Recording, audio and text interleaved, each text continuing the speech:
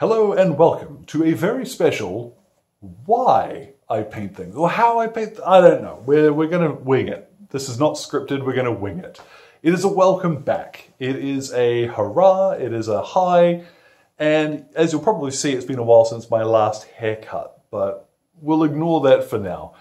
So, a couple of months ago, indeed I think the end of January, I asked you all, what army should I do? I had a big collection of boxes of miniatures, which I hadn't done anything with for years in some cases, and I asked, which of these should I complete? Now, out and away, the winner of the poll was 2nd New Zealand Division, because quite a few of you were interested in seeing something uncommon and how I would approach that. So I'm going to include a couple of photographs of what I have done. Hopefully that will be a little more visible than the video, because trying to get it all in shot has actually proved quite a challenge. But it's done. Now, I felt a little bad because I had intended originally that the project would be built and completed in a month. And that was the idea. And then the month sailed past, and you know how sometimes a minor speed bump will put you off a project?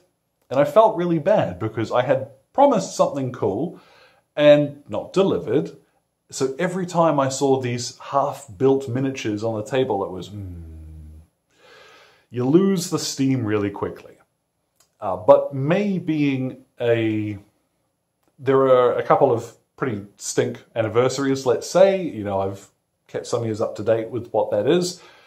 But without going too much into it, I wanted something where I could get a win. Now, I talk quite regularly about the concept of an easy win, and, you know, I finally just looked at the miniatures that I had there and I thought, right, now, I'm going to finish this now. So, I did. And instead of it taking a month to paint, as was the original plan, it took me a week. And I'm pretty happy with the results. So I'm going to show you the whole army, talk you through a couple of the units. I haven't really done a detailed breakdown because bolt action army building, it's up to you. You can follow history or you can make it up. I've gone for a more historical build to the army, but there's a little bit of wiggle room on what I can deploy. And in particular, if I just swap out a couple of the tanks, it changes the year quite significantly. But without any further mucking around, I'm going to swap this around. Hopefully the sound quality on the little lav mic I've been using for that isn't too bad. Let's take a peek at the army. So here at last, with the camera struggling to focus on it, is 2nd New Zealand Division, a platoon painted in a week, with an important exception. The Firefly you'll see over here, I actually did paint last year. So I do want to paint a Sherman 3, the M4A2, to replace that, or I'll just use the Firefly for later campaigns. Now there are a few little anachronisms in this army, but most of them are deliberate, or they're just a limitation of the miniatures. I'll talk you through a couple of those now. So, for example, most of these guys are wearing the green birdie helmets. The sand-colored helmets, they were replaced, and it was actually encouraged that men would repaint them and wear them as green. But of course, if you're talking to a dude who's been wearing this helmet since 1940, as some of these veterans have, they're not in a huge rush to give away an icon of the fact that they're part of the old guard. So scattered through here, there are a few sand-colored helmets. It's supposed to be quite a veteran force. Scene 2, you will see in a few spaces, let's see who I can point out here.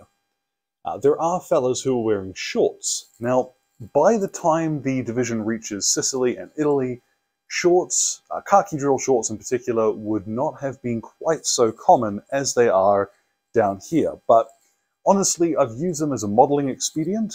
Most of the 8th Army stuff, which is wearing shorts, it looks a little, there's less gear on them, and that does suit the look as the men were traipsing around Italy.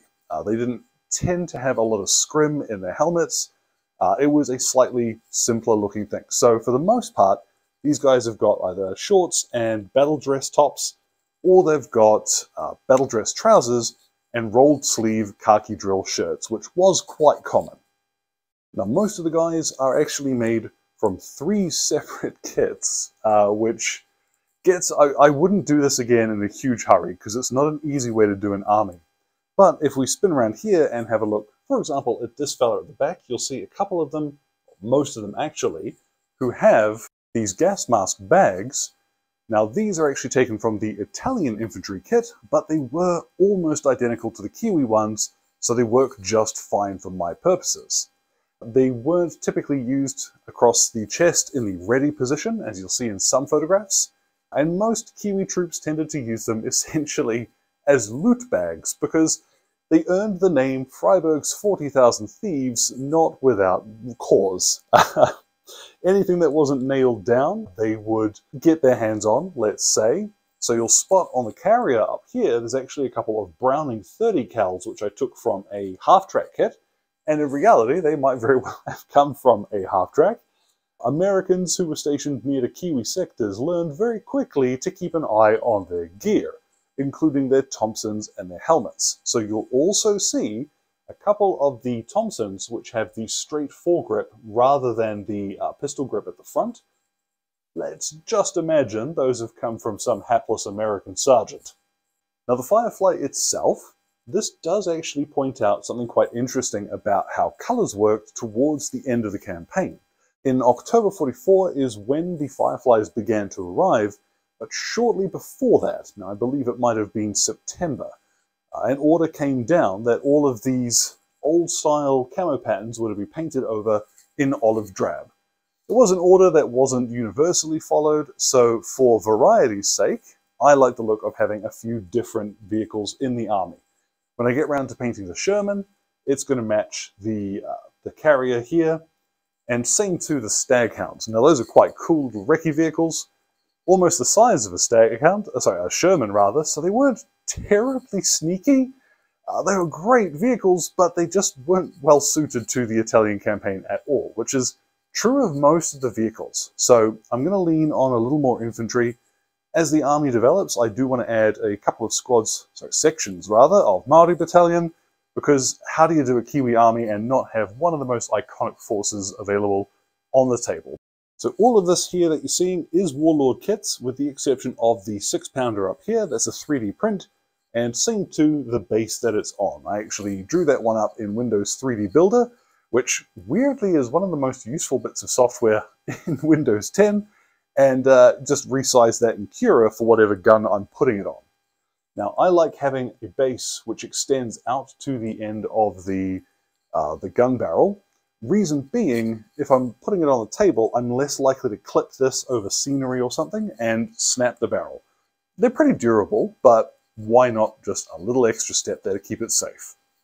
So now let's turn this around and we'll get a closer look at a couple of the units, because I'm quite keen to show off some of this stuff up close. Now up close you'll see that the painting isn't really spectacular, and in fact I have cut quite a few corners. The trousers, for example, and indeed most of his kit, isn't highlighted at all.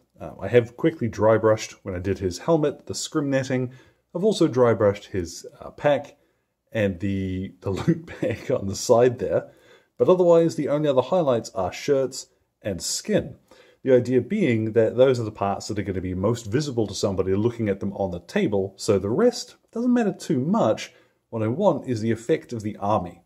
So by cutting those corners and essentially highlighting only half of the miniature, hey, I save a lot of time. Now batch painting them too is another really important step. I did them 9 at a time, so full sections, and I found it easy to just knock out. Once you've got a plan and you have a method in mind, you will find it easier by far to just fall back on that. And one step after the other, bam, bam, bam, bam, bam. So for these guys, I started off, I painted trousers, then skin, then webbing and equipment, then rifles, socks if any of them were wearing them, and helmets were last. That was it. And because you've got it in mind which stage you're moving to next, you have your colors laid out, it sort of reduces the amount of time you're going to spend there going, what comes next? You know what comes next. It's one stage after the other. So I was painting probably about 3 to 4 hours, and that was 9 men done. That's not counting drying times. So in order to make the most of the day, I would put on basing material and then go do some chores, come back. 3 to 4 hours for 9 guys though. Looking like this, I'm not too upset. The army, I think, looks pretty good. You'll see a very similar philosophy at work here on the carrier. So both skin and shirts are highlighted, and that's about it. Everything else is just chipping and stuff on the vehicle, which I've done before. Now, I have used here the method that Pete the Wargamer actually did in his 15mm Flames of War Desert stuff. The main difference is that I've used a German grey for the camo pattern instead of the green, which is a little more accurate for the Kiwi troops. Now, the army itself is supposed to represent around end of 1943 through to the end of the war. By this point, the divisional cavalry, which is what we'd think of today as being essentially armoured recon, they weren't caning around in Bren carriers, so universal carriers, very often. But it's such a neat little vehicle. How do you not have a Bren carrier? So, goodness me, universal carrier. Somebody's going to tell me off for that. You'll notice the 30 cals. And I mentioned, yeah, these disappeared from American kit. So I'm just going to count them as light machine guns. I kind of assume that they wouldn't have as much 30 cal ammo available. So rather than using them as medium machine guns, it's just a Bren carrier with a pintle-mounted LMG. Now the decals themselves, they come from the Warlord kit for the carrier. So that's actually it's a really nice little kit. Didn't need a lot of extra stuff. The only two changes are the heads here. This is from one of the commandos, and this is from just the basic British infantry box. Little stuff like that, I think, adds a bit of personality. Now the Morris Quad, the C8 Quad, Field Artillery Tractor. These were a funky little vehicle, and I do want to talk about this one for a bit because they're just so interesting. They're a real odd job. These things, they were built off of civilian manufacturer.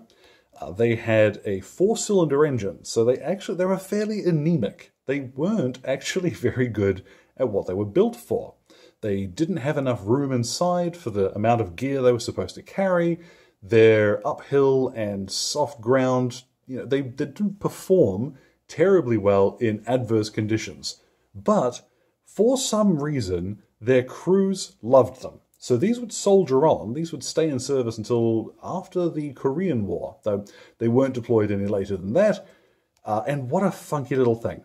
Now, the funny thing about the shape of them is that this, I do not understand quite why, but this shape clearly had some kind of purpose, because there was also a Canadian manufactured version, which had a much more reasonable looking truck front to it, but it had the same or very similar sort of beetle back shape to them. So there had to be some kind of reason. I'd be really interested if anybody knows why that is.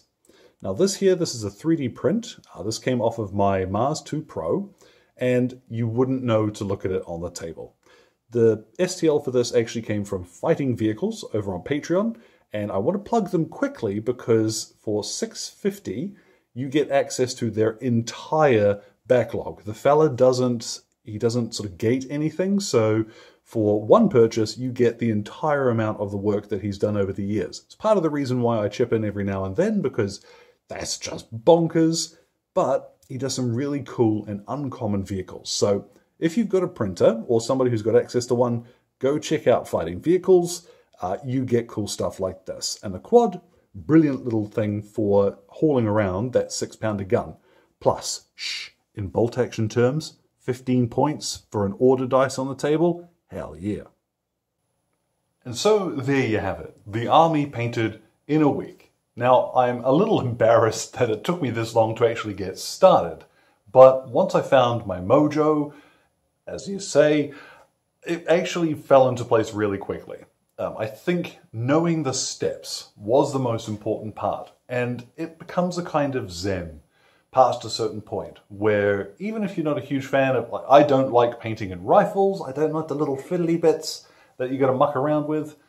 But there came a point on day 3 of the work where it was quite relaxing. So I do recommend, if ever you've got the opportunity, you've got some time off coming up, or you've got a space where you can leave some hobby materials out and just spend a bit of time coming back to a project. It was just 7 days of work. So if you've got somewhere that you can leave out some hobby stuff, or you've got one of those little organizers You know, maybe you've got littlies with sticky fingers, you know, you can put that up and hopefully have somewhere that you can hide away your work. Something eminently playable, like I'll be quite happy to put that on the table. It's not my best, and I think you can see in comparison to some of the stuff that I've shown on the channel, it's a little basic. But the point more being, it's done. For all of the concern and the worry, and when I thought to myself, oh, this is a really special project, I have to paint this to the best of my ability, realistically, that was never going to happen. How often do you put something off thinking to yourself, oh, I'm going to do the absolute best job, and then it never happens, versus I just got some paints out and went for it, and ultimately the project looks much better than it did in grey plastic. So if you are the sort of person who can knuckle down and paint really gorgeous miniatures, and I know folks are out there who can do that, awesome. For me, us mere mortals, us lazy creatures, the ability to spend a bit of time just cutting corners and getting models painted, I think that's the way to go. So whatever your philosophy, hopefully seeing that it's possible might give you a bit of a nudge where you can spend a little longer painting something that you've always wanted to. This project has been a real passion project. I have been researching the ins and outs of this for about 3 years, since I was in Dortmund, and I've always wanted to make it happen. I have wanted a New Zealand army since Flames of War 2nd edition, and I never got around to painting that one either, so finally. Anyhow, if you do have any questions about the army, the miniatures, whatever you want to know, I have books. I actually imported books to answer some of these questions for myself and to have that resource. I don't want to call myself an expert, that's certainly not the case, but I would say by this stage I'm probably a learned hobbyist. So if you do have any questions, hit me up. I will try and answer them as best I can, or I'll be able to at least point you in the right direction. Otherwise, folks, thank you very much for sticking around. We're going to get back to regular painting stuff this week. So we're Monday now, so Wednesday, keep your eyes open for something cool. And yeah, let's get back on the roll. I'm feeling pretty good about toy soldiers. So thank you very much for your time. You all enjoy the rest of your day.